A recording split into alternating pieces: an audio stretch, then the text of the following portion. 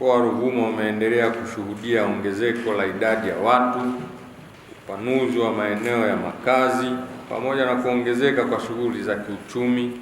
Hali hii imeongeza mahitaji ya huduma za maji, lakini vile vile na kuweka wajibu mkubwa kwa mamlaka husika kuhakikisha huduma hiyo inapatikana kwa ubora, kwa uhakika na kwa kiwango kinachokidhi matarajio ya wananchi. Na hali hiyo ni muhimu kuwa na majadiliano ya wazi na yenye kujenga kuhusu mapendekezo ya mabadiliko ya bei za huduma za maji ili kuhakikisha kuna kuwepo uwiano kati ya uwezo wa wananchi kupata huduma na uwezo wa mamlaka za maji kuendelea kujiendesha au kuboresha huduma hizo kwa ufanisi ulioendelevu. Moja, tunataka kukarabati kilomita 32 za bomba chakavu. Kuna maeneo katika manispaa ya Songea yana mabomba chakavu.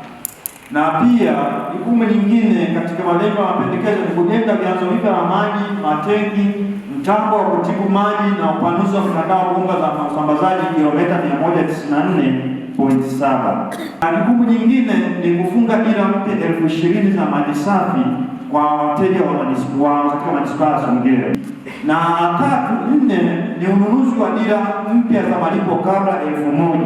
Sasa hivi tunahama kutoka kwenye mita hizi za postpaid za kulipa baada kwenda mita za malipo kabla. Ni kubadilisha dira chakavu 6,500 za daraja C.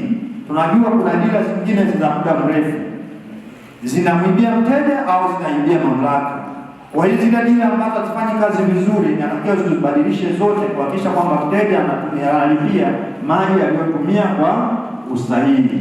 Na nyingine ni kupanua mtandao wa maji taka kilomita 14 katika manispaa ya Songea. Taarifa tulizokuwa nazo sasa hivi hazitoshelezi kuendesha mamlaka kwa ufanisi.